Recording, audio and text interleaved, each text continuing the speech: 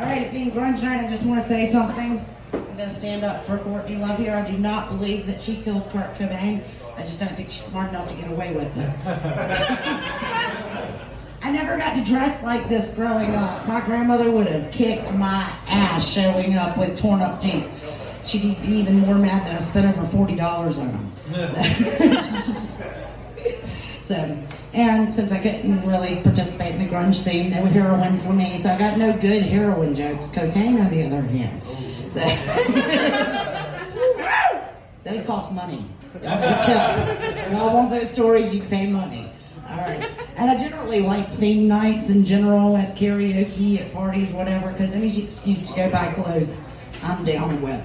So, I really wasn't into grunge. I felt like it was the, grunge apocalypse. It killed metal, or maybe metal killed itself with all those fucking ballads.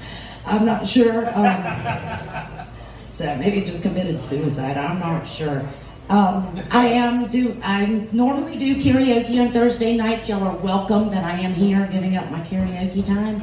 I am the self-proclaimed karaoke queen of Spring, Texas. Based solely on quantity, not quality. I'm really not that good. Apparently not that good at comedy either, but it's okay.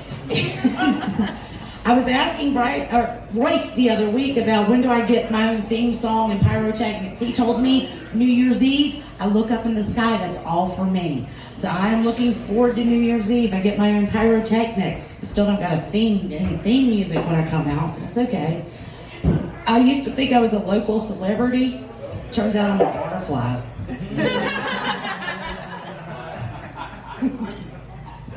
And when I get famous, I'm going to use cue cards. Because, no teleprompters, because one, I'm not a politician. I'm not a preacher at a Six Flags Over Jesus church. And I'm just way too fucking honest for either of those jobs. So, all right. I have my cards and I still don't like the joke I had coming next. All right, but here we are. Hey guys, I was going to talk about being a big girl. So, hey, in case you hadn't noticed. But I'd like to mention that being one of the best things about being a big girl, no matter where you grab on this body, it feels like boob. Anywhere. It's like boob. Talk about Nirvana.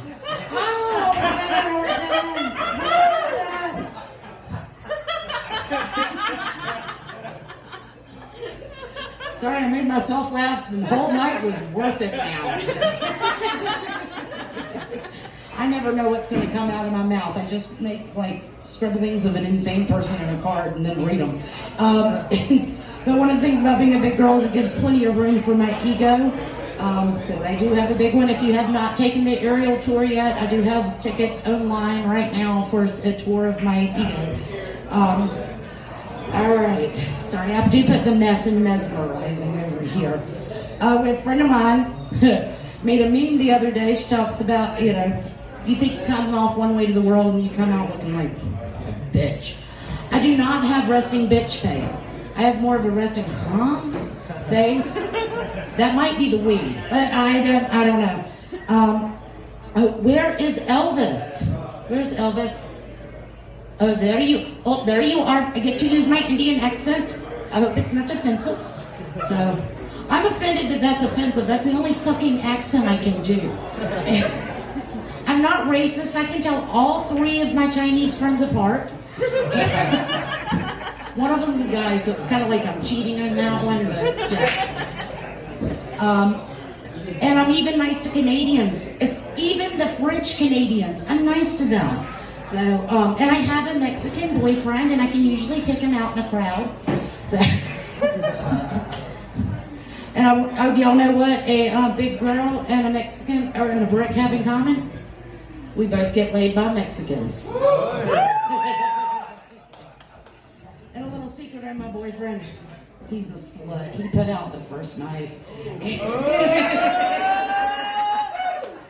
Even in our friend group, he's El Rojo. And what's crazy though is he gets in my head. He can read my mind sometimes, and I'm like, dude, be careful in there. The exits are not well marked. That's why I haven't completely gone out of my mind yet. So, all right.